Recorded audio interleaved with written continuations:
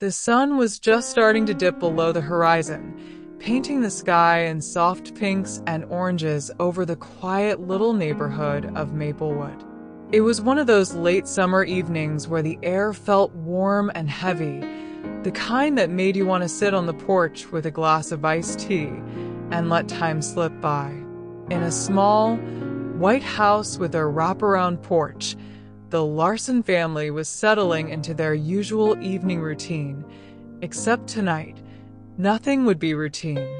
Maggie Larson, a 32-year-old nurse with a laugh that could light up a room, was in the kitchen, humming to herself as she chopped vegetables for dinner. Her husband, Tom, was still at the fire station, pulling a double shift, so it was just her and their 18-month-old daughter, Lily, for the evening. Lily was in the living room, giggling as she stacked colorful blocks, her tiny hands wobbly but determined. And then there was Cooper, their 5-year-old golden retriever, sprawled out on the rug nearby, his golden fur catching the last rays of sunlight streaming through the window. Cooper was the kind of dog who seemed to know everyone's secrets, with soulful brown eyes that always looked like they were saying, "I've got you." Maggie glanced over at Lily and smiled. "You're building a masterpiece, aren't you, sweet girl?" she called, her voice warm. Lily babbled something back, her curls bouncing as she clapped her hands. Cooper lifted his head, ears perked, and let out a soft woof, as if to agree. Maggie laughed, shaking her head. "You're her biggest fan, co-op." Everything felt perfect in that moment, ordinary but perfect. Maggie turned back to the counter, her knife slicing through a carrot with a rhythmic thunk. She didn't notice the faint creak of the screen door at the back of the house, left ajar to let in the breeze. She didn't hear the soft rustle of leaves outside, or the way Cooper's ears twitched, his body suddenly tense. Cooper wasn't like most dogs when it came to sensing trouble. He wasn't a barker, not one to lose his cool over a squirrel or the mailman. But something about the air had shifted, and his instincts kicked in like a switch had been flipped. He stood up, his tail still, but his eyes locked on the hallway leading to the back door. A low growl rumbled in his throat, not loud, but enough to make Maggie pause mid-chop. "Coop? What's up, buddy?" she asked, wiping her hands on a dish towel. She followed his gaze, frowning. "Did you hear something?" Before she could take a step, Cooper was moving, his paws padding quickly across the hardwood floor. Maggie's heart gave a little jolt, not fear, not yet, just a flicker of unease. She set the knife down and walked toward the living room to check on Lily. "Stay put, baby girl," she said, her voice still light but with an edge now. Lily was still playing, oblivious, her blocks scattered around her. Cooper, though, was laser-focused. He reached the hallway and stopped dead, his growl deepening. Maggie's stomach twisted. She grabbed her phone from the counter, her thumb hovering over Tom's number, but she didn't call yet. "It's probably nothing," she told herself. "Maybe a raccoon got into the trash again." But Cooper's stance, legs braced, fur bristling, told her this wasn't a raccoon. Then she heard it, a faint shuffle, like boots on the porch. Her breath caught. Maplewood was safe, the kind of place where people left their doors unlocked, but Maggie wasn't naive. She'd heard stories, seen things at the hospital. She scooped Lily up, the toddler squirming in protest, and backed toward the front door, her eyes darting between Cooper and the hallway. "Cooper, come," she whispered, her voice shaking now. But Cooper didn't budge. He took a step forward, his growl turning into a bark, sharp, commanding. Maggie's heart pounded. She fumbled with her phone, dialing 911 as she reached for the front door knob. "Stay with me, Coop," she pleaded, but he was already moving, disappearing into the hallway. The next few seconds felt like a lifetime. Maggie's voice was low and urgent as she spoke to the dispatcher, clutching Lily so tightly the toddler started to whimper. "I think someone's in my house," she said, her words tumbling out. "My dog, he's acting strange. Please hurry." Back in the hallway, Cooper was a force. The back door had swung open, and there, silhouetted against the fading light, was a figure, a man, his face half hidden by a hoodie.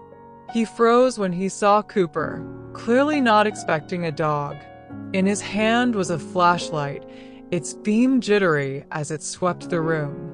Cooper didn't hesitate.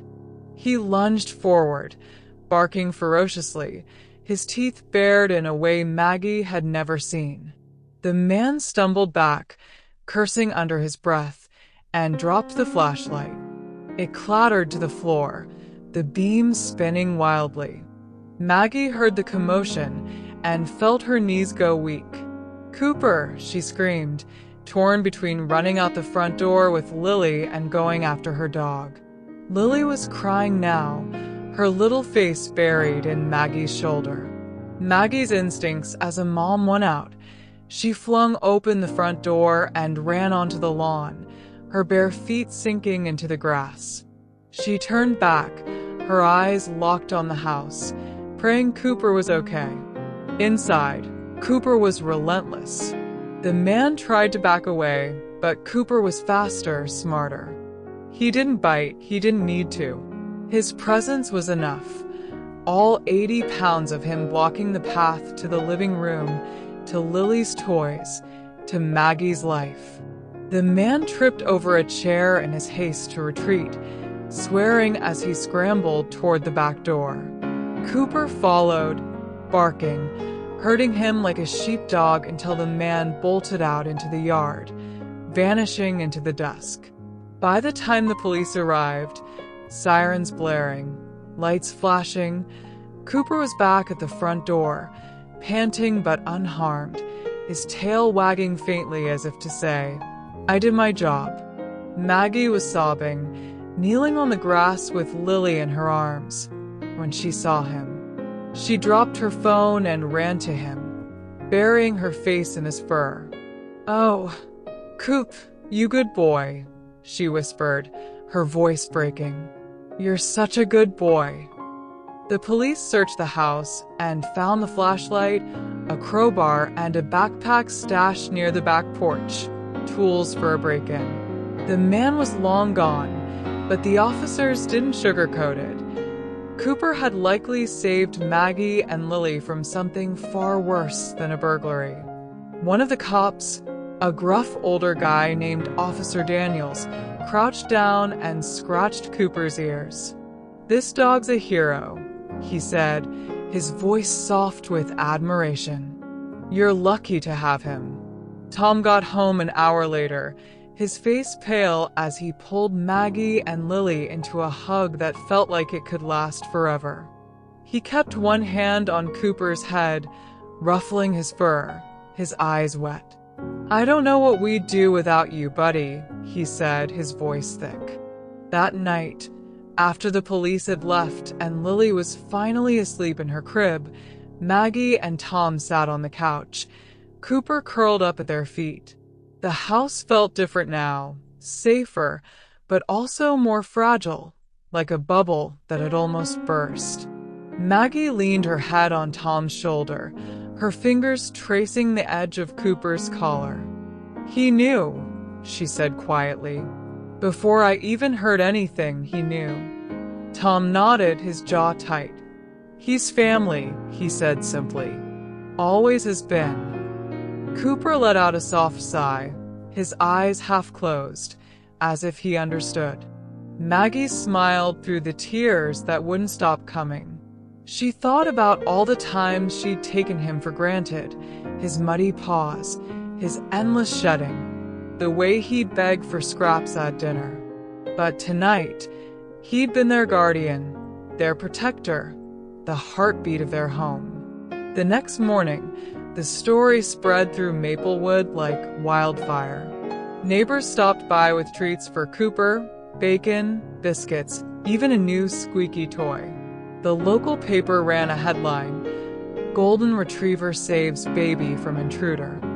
Maggie framed it, hanging it above Cooper's bed in the corner of the living room. Every time she looked at it, her chest swelled with pride and gratitude. Cooper, of course, didn't care about the fuss. He was back to his old self, chasing his tail and napping in the sun, his eyes still watching Lily as she played. But Maggie and Tom would never forget. They tell the story for years, how their goofy, loyal golden retriever became a hero in the blink of an eye, saving their baby, their home, their everything.